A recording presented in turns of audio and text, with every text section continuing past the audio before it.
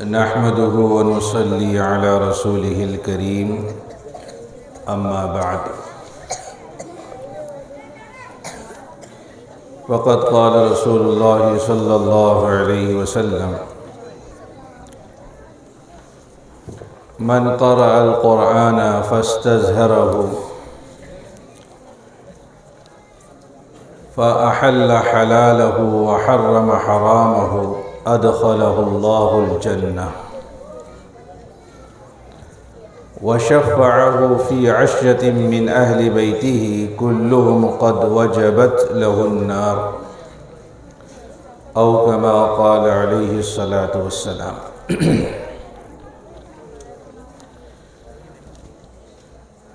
صدر اجلاس حضرت مولانا سعید احمد ملی قاسمی دامت برکاتہم، حضرات علماء کرام، حفاظ عظام، قاریان خوش الحان، بزرگان محترم، برادران عزیز اور پردہ نشین خواتین اسلام، یہ مدرسہ عربیہ معز العلوم کا سالانہ جلسہ ہے۔ دھیرے دھیرے وقت اتنا آگے بڑھ گیا کہ مائک بھی تھک گیا ہے، مائک بھی اشارہ دے رہا ہے کہ اب جلسہ ختم کرو۔ آپ نے 1-1 2-2 بجے تک جلسہ سنا ہے، لیکن اس وقت تو آپ کھانا کھا کر آتے تھے، آج کھانا کھا کر نہیں آئے۔ مفتی عبدالرزاق صاحب نے مجھ سے یہ نہیں کہا کہ مختصر بیان کیجئے، البتہ انہوں نے خوبصورت انداز میں اشارہ دیا ہے کہ تمام سامعین کے لیے کھانے کا بھی نظم ہے، اور میں دیکھ رہا ہوں کہ کھانا پک کر بالکل تیار ہو گیا ہے، اور یہ بھی مجھ کو معلوم ہے کہ آپ لوگ مغرب کی نماز کے بعد فوراً کھانا کھانے کے عادی ہیں۔ اب بھوک کی شدت کی وجہ سے آپ بھی جو ہے تھک گئے ہوں گے۔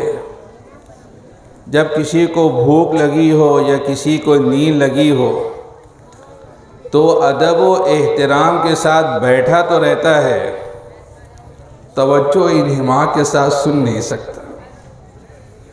تو آپ علماء کرام کے ادب و احترام میں بیٹھے رہیں گے، یہ مجھ کو یقین ہے، لیکن بے توجہی کے ساتھ باتیں سنی جائیں گی تو اس کا کوئی فائدہ نہیں ہوگا۔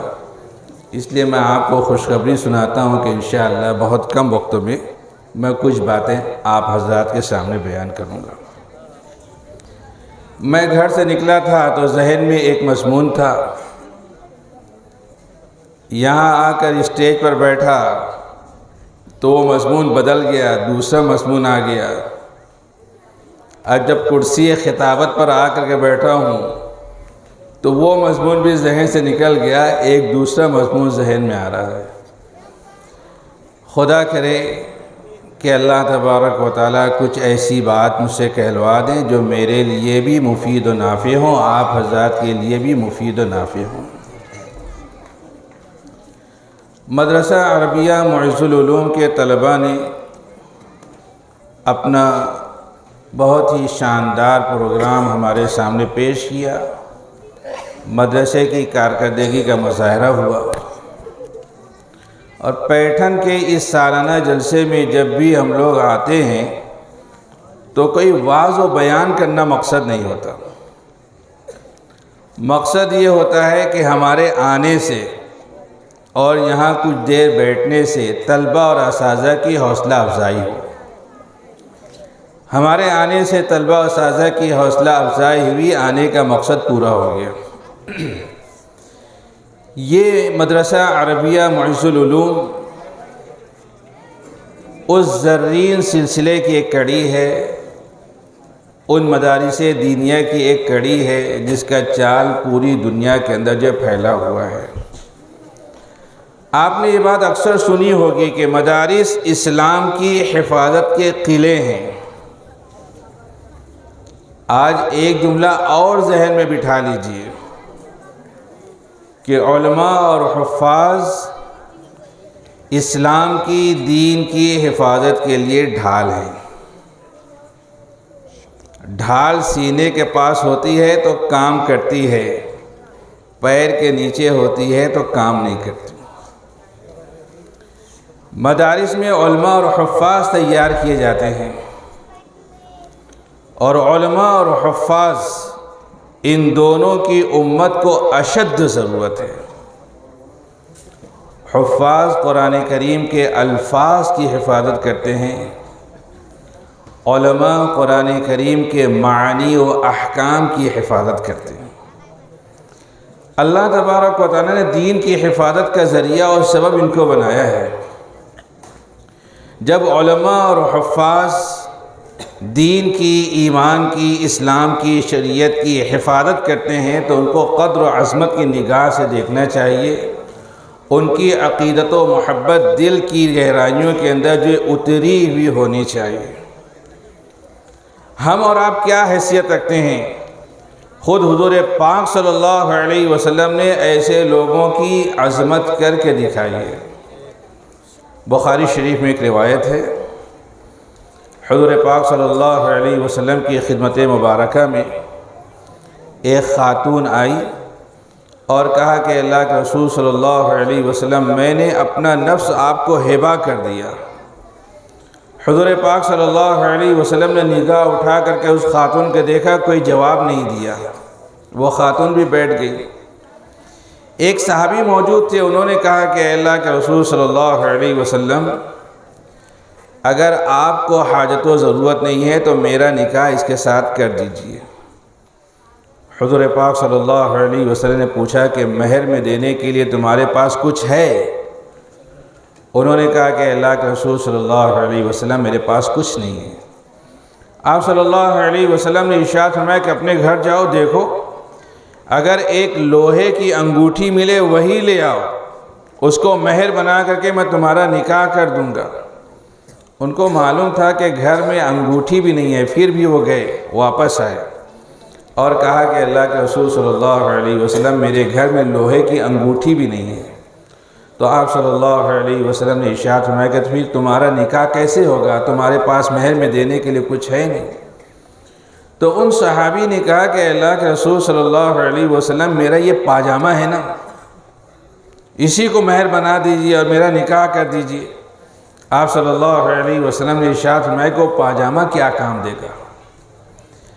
اگر تم استعمال کرو گے تو اس کے کام کا نہیں ہے، وہ استعمال کرے گی تو تمہارے کام کا نہیں ہے، بیچ میں سے آدھا آدھا کر دیا جائے تو کسی کے کام کا نہیں۔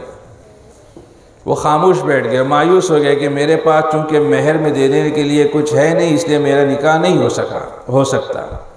کچھ دیر کے بعد اٹھ کر جانے لگے۔ آپ صلی اللہ علیہ وسلم بلایا اور ان سے پوچھا کہ کیا تم کو قرآن کریم کی کوئی صورت یاد ہے؟ انہوں نے کہا کہ ہاں، مجھ کو یہ صورتیں یاد ہیں، میں ان کی زبانی تلاوت کرتا ہوں، پختہ یاد ہیں مجھ کو۔ آپ صلی اللہ علیہ وسلم نے ارشاد فرمایا کہ جاؤ، تمہارے سینے میں جو قرآن ہے اسی کی بنا پر میں نے تمہارا نکاح اس خاتون کے ساتھ کر دیا، یہ تمہاری بیوی ہے، اپنے ساتھ لے کر چلو۔ وہ غریب صحابی تھے، بظاہر ان کے پاس کوئی مال و اسباب میں سے کوئی چیز نہیں تھی، مال و دولت ان کے پاس نہیں تھا، لیکن ان کے سینے میں ایک بڑی دولت تھی، ان کو قرآن یاد تھا۔ حضور نبی کریم صلی اللہ علیہ وسلم نے اس عظیم الشان دولت کی قدر فرمائی اور اس کی بنا پر حضور پاک صلی اللہ علیہ وسلم نے نکاح کر دیا۔ یہ تو حافظ کے بارے میں بات ہوئی۔ جو قرآن کریم کے معانی اور احکام کو جاننے والے لوگ ہیں، ان کی قدر اور عظمت کا حضور نبی کریم صلی اللہ علیہ وسلم کا کیا حال تھا۔ 6 ہجری میں قبیلہ بنو عامر کے ایک شخص عامر ابن مالک حضور پاک صلی اللہ علیہ وسلم کے پاس آئے۔ آپ صلی اللہ علیہ وسلم نے ان کو اسلام کی دعوت دی، انہوں نے نہ قبول کیا نہ انکار کیا۔ حضور پاک صلی اللہ علیہ وسلم سے کہا کہ اگر آپ صحابہ کرام کی ایک جماعت کو اہل نجد کی طرف بھیج دیں گے تو امید ہے کہ وہ لوگ اسلام قبول کر لیں گے۔ حضور پاک صلی اللہ علیہ وسلم نے ارشاد فرمایا کہ مجھ کو اہل نجد سے خطرہ ہے، کہیں ایسا نہ ہو کہ میں صحابہ کی جماعت کو بھیجوں اور وہ لوگ ان کے ساتھ میں جو ہے برا معاملہ کر دیں۔ عامر ابن مالک نے کہا کہ میں ضامن ہوں، کوئی برا معاملہ نہیں ہوگا۔ حضور پاک صلی اللہ علیہ وسلم نے 70 صحابہ کی ایک جماعت عامر ابن مالک کے ساتھ میں جو بھیجی۔ ان 70 صحابہ کو قرہ کہا جاتا تھا، قرہ قاری کی جمع ہے۔ حضور نبی کریم صلی اللہ علیہ وسلم کے زمانے میں قاری اس صحابی کو کہا جاتا تھا جس کو قرآن خوب اچھا یاد ہوتا تھا، وہ قرآن کی تلاوت خوب کرتا تھا اور قرآن کریم کے علوم و معارف کو بھی وہ جانتا تھا، اس کو کہتے تھے قاری۔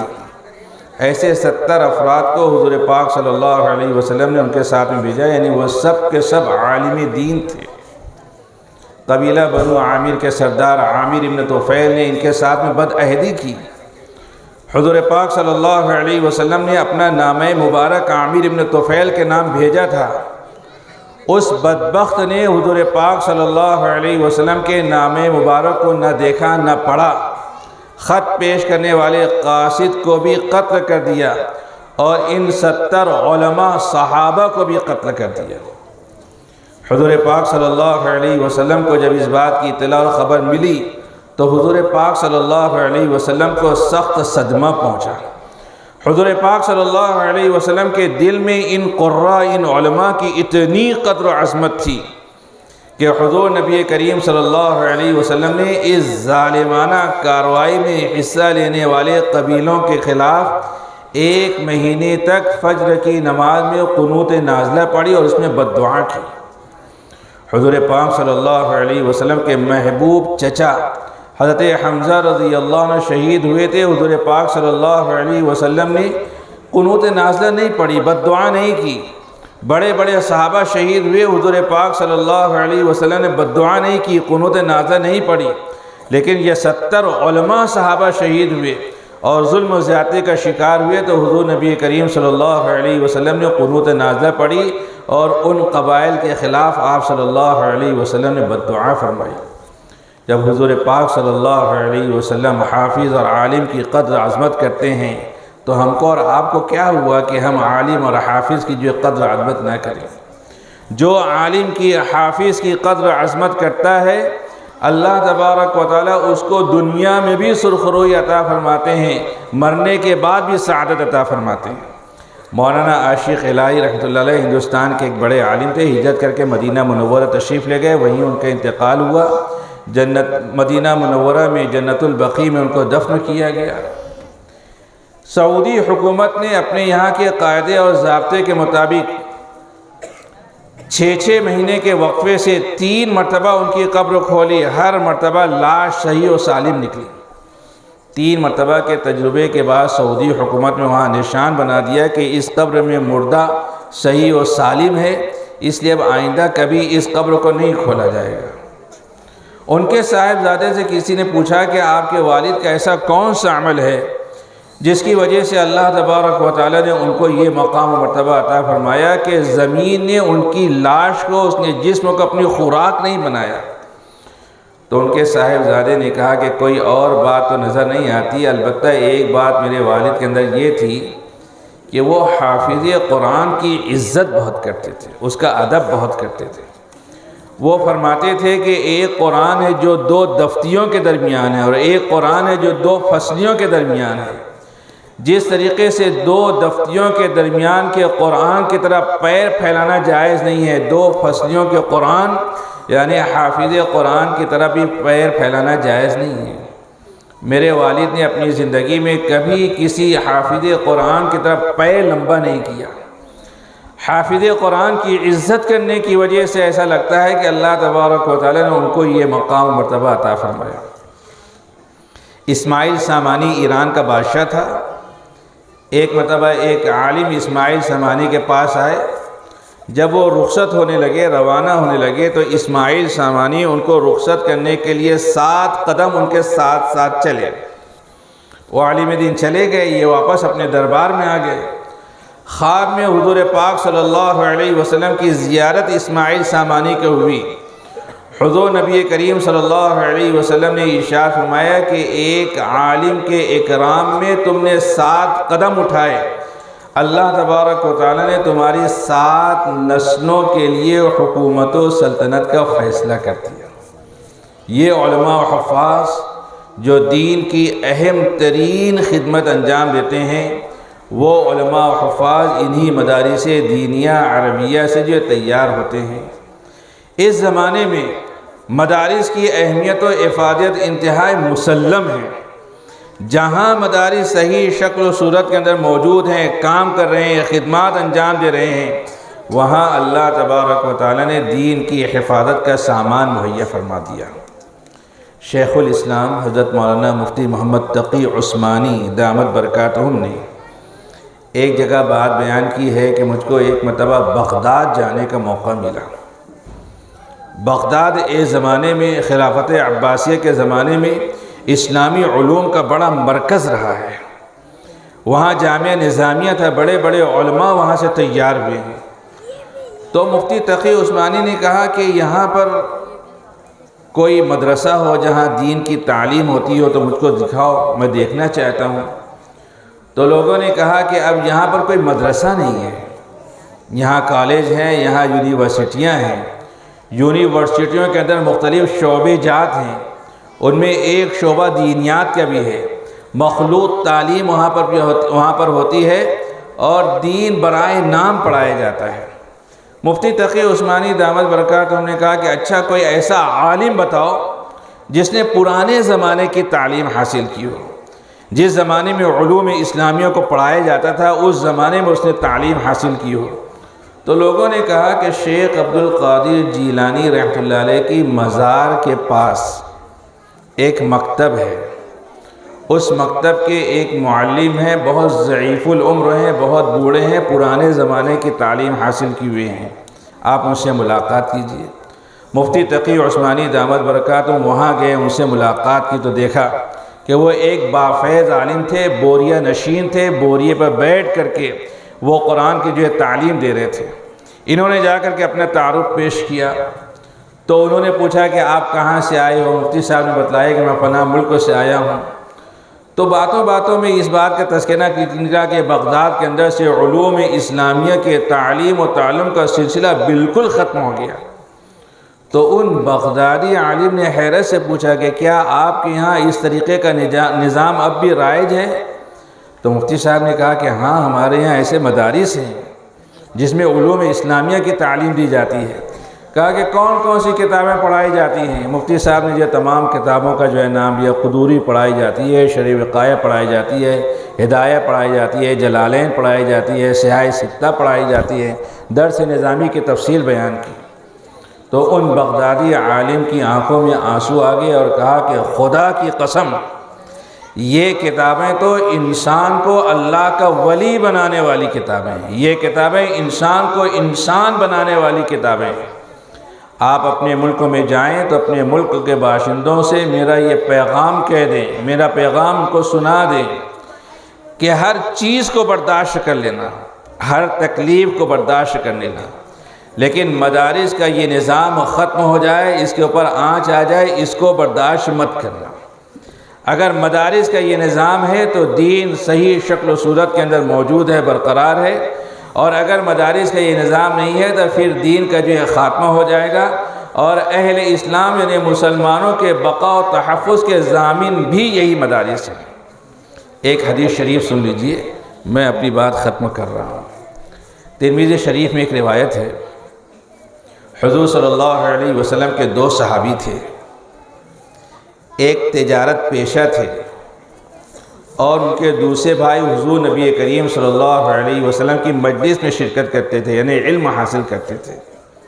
تو تاجر بھائی نے حضور پاک صلی اللہ علیہ وسلم سے کہا کہ اللہ کے رسول صلی اللہ علیہ وسلم ذرا ان سے کہیے کہ وہ کاروبار میں میرا ہاتھ بٹائیں، کاروبار میں میرا ہاتھ نہیں بٹاتے۔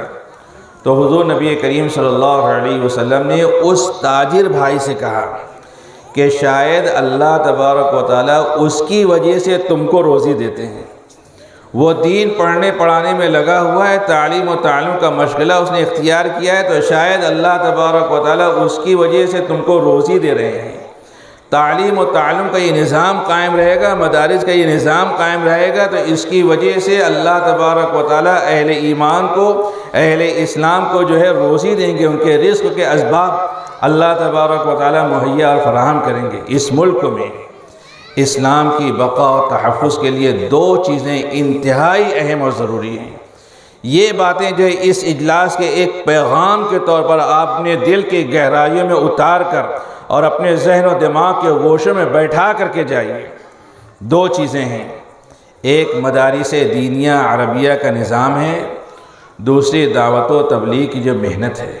آج اسی موضوع کو میں تفصیل سے جو بیان کرنے والا تھا، غزوہ احد کے موقع پر جناب نبی کریم صلی اللہ علیہ وسلم نے میدان جنگ میں لڑنے والے صحابہ کی ایک جماعت رکھی، اور پہاڑ کے اوپر بھی حضور نبی کریم صلی اللہ علیہ وسلم نے ایک مورچہ بنایا اور ایک جماعت کو حضور پاک صلی اللہ علیہ وسلم نے وہاں پر متعین کیا۔